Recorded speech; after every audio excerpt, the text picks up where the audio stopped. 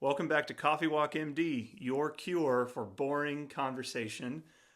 We're your co-hosts. Yes. All right, let's try it again. No. Oh shoot. Okay, We're your co-hosts. I'm Dr. Brian Kendall. I was said Dr. Bankhead. I'm Dr. Brittany Bankhead. And we are married.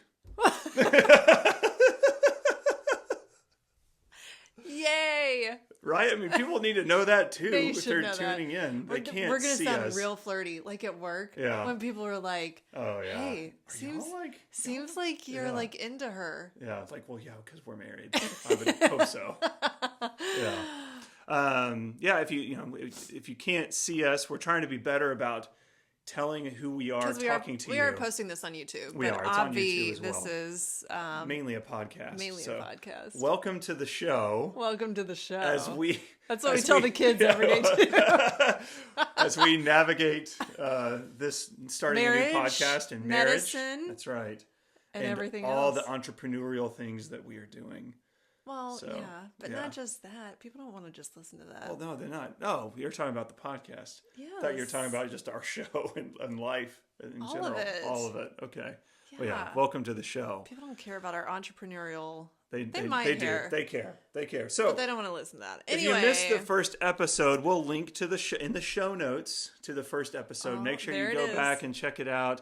We're on YouTube. We're on podcasts. Air podcast. We're on Air. This is amateur hour. Apple Podcast, and we're on Spotify. But this is episode number 2, so congrats. We didn't kill each other in the first episode. One day, yeah, we're gonna take Kelly and is it Mark? Yeah, Kelly and Mark. It's not Mark Ripa though. It's Mark Consuelo. Yeah. One day we're coming for their job. You got it. Once they're done, we love them. Yeah. Have you ever actually seen anything they've done? Yeah, only because your mom watches them. Oh, okay. So when we're at your mom's, so one day we're gonna come for their job. Once they're done, and we'll look back on this. I don't want to come for them. I feel like they could take us out, but I will. No, they could definitely take us out when they're professionally. Done, yeah. I feel like we could take them in real life though. I feel like we could too.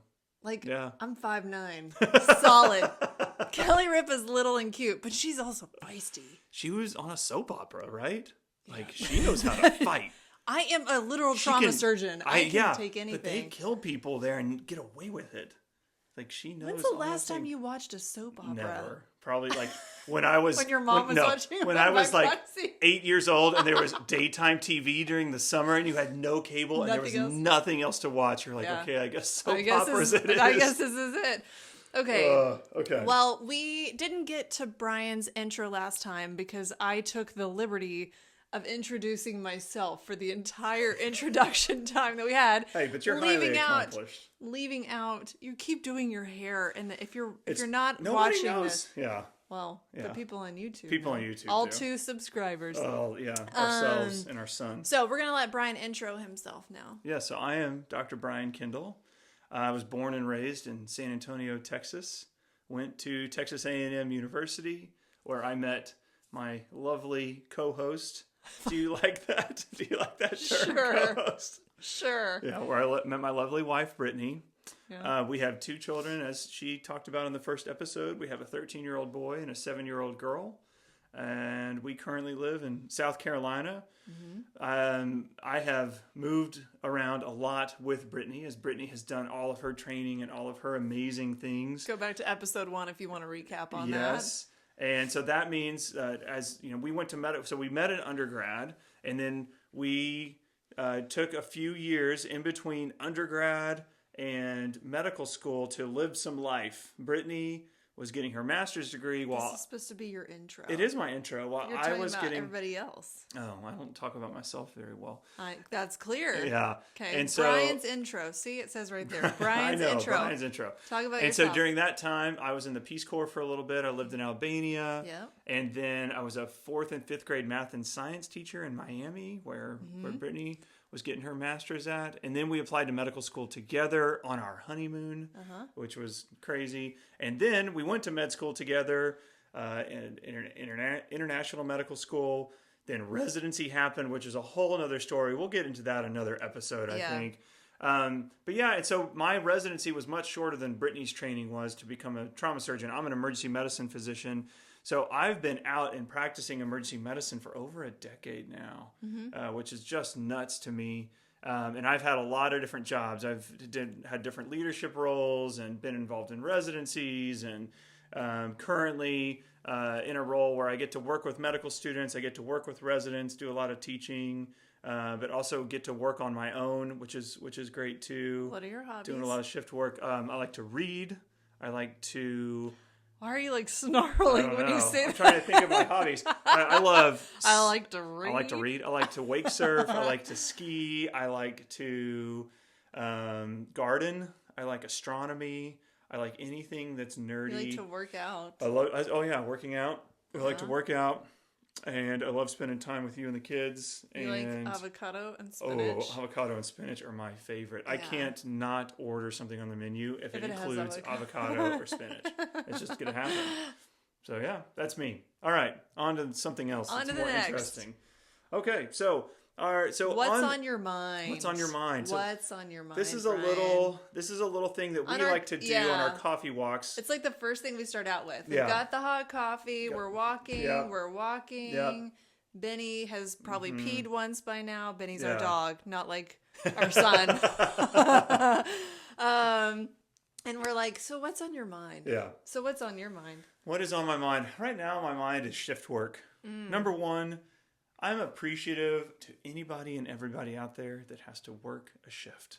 Yeah. You know, I just got off of a string of nights. So in emergency medicine, for those of you who aren't in the know, most emergency medicine physicians are shift workers, meaning that we work any and all hours of the day, night, weekends, holidays. My schedule is everywhere. Like this week, I have most of the week off, like Monday, Tuesday, Wednesday off. But I just got off working all weekend, meaning... That's a lot of shifts. It's a lot of shifts. Okay, so what's on your mind about shifts? So what's on my shift? It's just how unhealthy it is. It's unhealthy for your physical health. It's unhealthy for your mental health. It's unhealthy for your family health.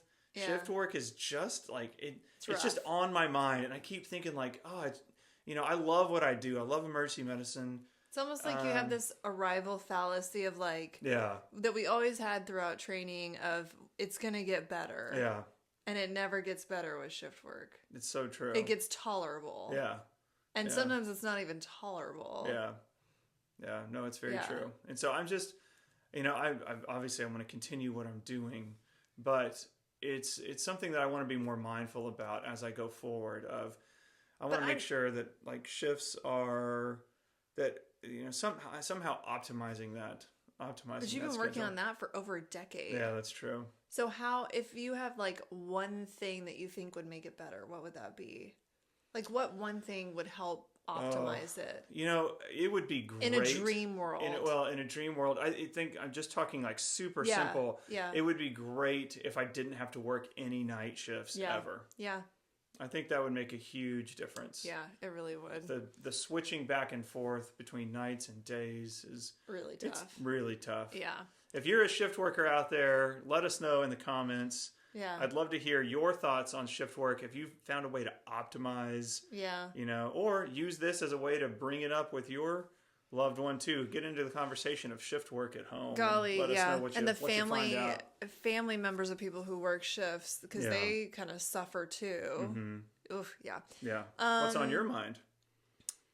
Our middle schooler. So middle school's tough. I mean, I think we know that. Like anybody who has ever had a middle schooler, been a middle schooler, seen a middle schooler, like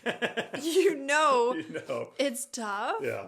And it's just like we're in the thick of it. Like our son is 13, he's in 8th grade. I mean, we're almost out of it, I guess. Yeah. Like we're finish line. Yeah. But man, like the hormones and the stress and it's just rough. And all week I have felt like he just hates me. Yeah. And like we have a really close relationship and that's been very hard. Mm-hmm. And the thing is, if I'm being honest, he doesn't actually hate me. Mm-hmm.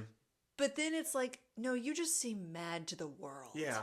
You seem just angry inside. Yeah. And then, like, if you know our kid, you know he's not actually mad to the world. No. And so I'm like, well, what's the deal? And so this morning we kind of talked through it, and I think some of it is like that constant insecurity that never goes away with middle school. But I think it's also a little bit of like hindsight 2020 rose tinted glasses from when we moved and using that as a crutch, because we moved a year ago in the middle of middle school, which was tough, but he's done really, really well, has a lot of great friends, really involved and plugged in. He's really well liked. But I think anytime something goes a little wrong or he's feeling a little off, he immediately snaps back to like, well, it wouldn't have been that way at the other place we used to live. Yeah. And so then that puts him in this like funk. And it's like, you know, that's not just a middle school thing. Like, don't we all kind of do that? Get there. Yeah. Whenever you get in that funk and that like, I'm angry to the world, it's always that either somebody's got it easier or that person didn't have to work as hard, or if only I could blank, or if only this didn't happen to me. Like, it's not a middle school only thing. So yeah. Well, you know why that is, right? Why? So please tell me why. So through counseling, I have learned that we all have these inner children that we carry around. Yes, 100%. There is an inner child from when you were like, you know, 5 or 6, and gimme, it's all about me. I want everything. And then there's also your inner middle schooler, that insecure, the like, everybody's gonna hate me, I don't like anybody, kind of middle schooler. And so we all still carry that around, and it's good to be aware of it, I think, because when you start getting into those feelings, you can remind yourself, okay, wait a second, that's the middle schooler talking, not the adult me. Yeah. But I always tell people, Brittany, I would, in medical school was horrible. I mean, medical school was tough, but I would much rather repeat medical school than I would middle school. 100%. I mean, let's be honest. We had gastrointestinal issues every week. Yeah. On the dot. For tests. Before every single test we took. Before any quiz or test. It was like clockwork. Yeah. Like in and out of the bathroom. Yeah. And you would still choose that over. I know. I'm so happy, though, that you and I went through medical school together. It was I would not have done as well as I did without you there. Well, I know that's for sure. Whatever. Now you say I wouldn't have done so well either without you there. You were great. Yeah. No, you helped me with test-taking strategy. That's a whole other thing. Well, if you could bottle that. Test-taking strategy? Yeah, I know. Yeah. I'm pretty good at that. Yeah. I'm sorry that you had that with Knox. Yeah, it's okay. It's just on my mind, and it's okay. We're working through it. The biggest thing is that we're communicating, right? Like that, having that open dialogue, and I think the best conversations with him are when I say something positive about him, but I also try to relate to him. Yeah, and not in a like, well, back in my day or when I was. It's like, oh yeah, because today I told him. I was like, you know how I come home? Like, I was like, this is not going away. Like, you're going to have really tough days and days you are angry to the world. And I was like me, when I come home from work and I am whatever, and then I take it out on dad, that's not fair to dad. That is misplaced on dad when I'm actually mad at work. And so by being open with dad and honest about what the real problems are, that helps me to deal with it. And so I think he could see I'm not saying I'm perfect and whatever, but like this, you see this happen, and this is how I get through it. So I think that helped. Makes me think of the anger triangle. Oof. The anger triangle. Oh yeah, I don't even want to talk about that. Oh, okay, I was just kidding. I don't. All right, we'll talk about it next episode, I guess.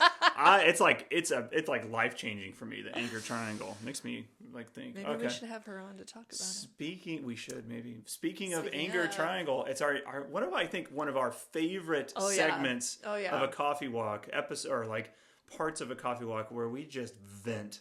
This vent sesh. It reminds me, like. No holds bar. Like you get to vent about whatever you want to. Yeah. And you either like, if you want feedback, I'll give you feedback. If not, I'll just listen and let you go. So what are you venting about today? I don't have much to say other than anonymous posting online is the flipping, and a meaner word than flipping. The flipping bane of my existence. Yeah, I know. And it has gotten so nasty. And I think it's gone so far that actually a lot of the online groups that I'm part of are starting to peel back on it and starting to take it away. Really? Because it's so bad. Like, there are some good things that come with it, and each group, literally, like nanny groups and mom physician groups and dating groups and all these different groups where like anonymous posting was implemented for good reason and can have really good things of like, hey, I wouldn't normally speak up, but like, I hear you. Yeah. I see you. Hey, let me tell you about something that like I wouldn't normally share. But it's no longer mostly that. The majority of it is nastiness and people being unhinged. Yeah. And saying things that are so cowardly and awful. Anyway. Just to clarify, you're talking about Facebook, right? Because can you anonymous post on TikTok or on Instagram? Absolutely you can. Oh, really? Absolutely you can. Yeah. Are you still like you're talking about even just comments, not even posts? Both. Yeah. Both. Yeah. All of the above. Mm-hmm. It's very, I guess the reason why on Facebook it bothers me more is because I cannot block anonymous people on Facebook. Because they're anonymous. Yeah. On Instagram and TikTok, if you have ever left a nasty post of mine, you're already blocked. You're already canceled. You were literally canceled like so fast. I don't put up with it. But Facebook you can't. And so it has to just continually perpetuate. Anyway, that's mine. Can you give us an example of a recent anonymous post that just like ticked you off to no end? Oh yeah. Like get it off, like get it out right now. Like what was it? Do we have time for that? Yeah, you do. You do. Well, so I have a business. That business is to help other moms like myself. And I have a company devoted to helping moms. And so I posted on this Facebook group about this company to help moms. And if you would be helped by that and you're interested in paying for that service, phenomenal. Yeah. If you would be in that demographic, but you have no desire to buy a product from me for that to help you, great. Yeah. Like that makes the world go round. Totally. If you would potentially be a customer of mine and yet you are angry with me for some reason or another, okay, fine. Like, let's talk about it. You can tell me your hangups, why you think I am wrong for doing what I'm doing, which is a whole other issue. We pay lots of people for lots of services every day, but we don't want to pay professionals for their lived experience and their expertise. Anyway, we can get into it. However, once you make yourself anonymous, and then you start, get this, you start to do a deep dive in my personal life. And, but wait, there's more. Then you go back on Facebook. You find anything I have ever written for the past decade in these Facebook groups. Yeah. And you go and you sleazeball your way through all of them. And you try to use those and turn them around as collateral on why I am an awful human being. That's when it's not okay. We can have a like knockdown drag out about why you think I am or am not good at what, like, that is fine. By being in business and by being in a public position, I am opening myself up to that. I am fine. I am like, we can talk about why you do or don't like me. But when you turn anonymous and you do deep dives, it's a whole other level of like, it's sleazy. It's real sleazy and it's nasty. Yeah. And it's very cowardly. Yeah. It's real cowardly. Yeah. So I don't have any and I'm one person that happened to. I'm not even a like major person. Like all of these other people who have much bigger followings, much bigger businesses, much bigger investments, like they deal with it on a way bigger level than I do. Yeah. But I'm over it. I'm over anonymous comments and you're canceled in my eyes. To reference Taylor Swift's that's right. new album. Oh, You're canceled to me. Yeah, love it. Cool. What about you, Vent Sesh? Oh, Vent Sesh. My Vent Sesh is nowhere near that. I'm just I'm just over the TikTok algorithm. The TikTok yeah, algorithm. that's my vent. I mean, how many I don't 41-year-old man I know. people Here's what I don't understand. I don't understand how I can have thousands of followers and then I take all this time to create this post and I'm like, I think this will help a lot of people. And it gets 100 views. Like, I thought, now this is like, should I tell the people that I don't consume a lot of like social media? Yes. Okay. So like, I don't know. I'm never really on TikTok or Instagram other than just to post. Yeah. But in my mind, I feel like if I follow somebody, every time I get on there, like the videos of the people that I follow should be there and I should be watching that. So I don't understand how you have thousands of followers, but only like you put out a video and it gets 100 views. And I feel like it's totally like anytime I mention my Substack or I mention something other than TikTok, like if I'm talking about Instagram or Substack or a podcast or whatever, they bury that thing. Yeah. They don't let it get out. They don't let it see the light of day. Yeah. That drives me nuts. Yeah. Anyways, that's my vent. Okay. Well, then maybe you should make your own social platform. Maybe I should. Maybe you should do something about it. I think I'm just going to whine and complain about it. I feel like this has been a very heavy set. It has been. It's good, though. That's what the whole point of the coffee walk is. That so is now true. We've gotten off our chest. We started out laughing. We did. And telling Mark and Kelly we would take them. Yeah, that's right. Take them on. Let's go. Put them up. All right. All right. It's time for our final session of this coffee walk, which is Behind the Curtain, where we tell the people what it's really like as a dual physician couple living that lifestyle, living that life. Okay, what are we gonna bring up the curtain on? So I think we were going to talk a little bit about the thing that you wrote. With. Well, that's because I can riff on this for hours.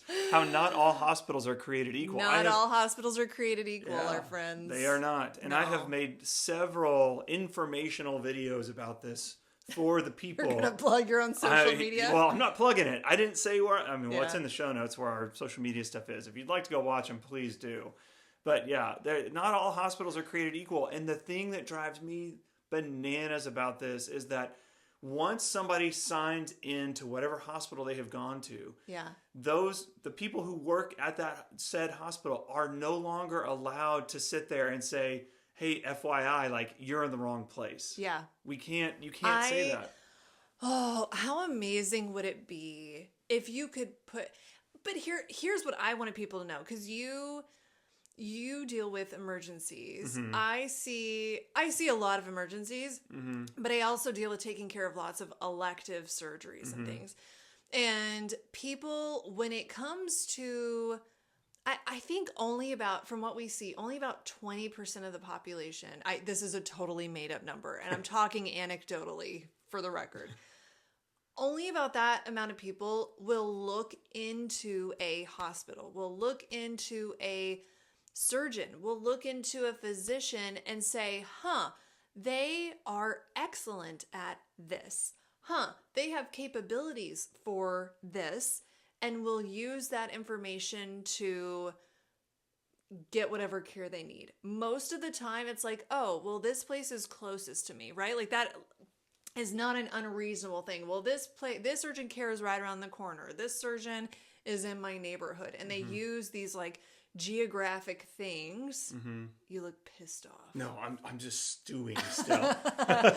But if people took just a little bit of time to work through the symptoms or the things that they're having and to look up and see, hey, where might be the best place? We know you don't know. And that frustrates us. And that's why we put things out. And a lot of physicians put things out on social media platforms to help you understand. Yeah. But like Brian has put out something recently about some of the urgent cares and freestanding ERs that like a lot of people need ultrasounds in order to get the best diagnostic information.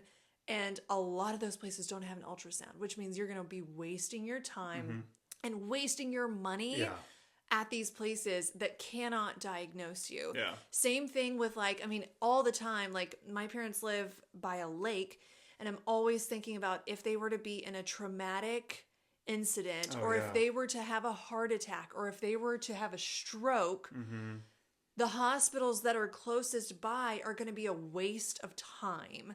But you can't get them to the next hospital. Like the ambulance is required to stop at. It's just, it is so convoluted and involved, and there is not a good way to fix it. But just, I guess my only behind the curtain recommendation is to, if it's not an emergency, take a little time, do a little digging, and see what the capabilities of your nearest place has. And follow some good physicians. Like follow some good physicians who are providing good medical information to just empower yourself.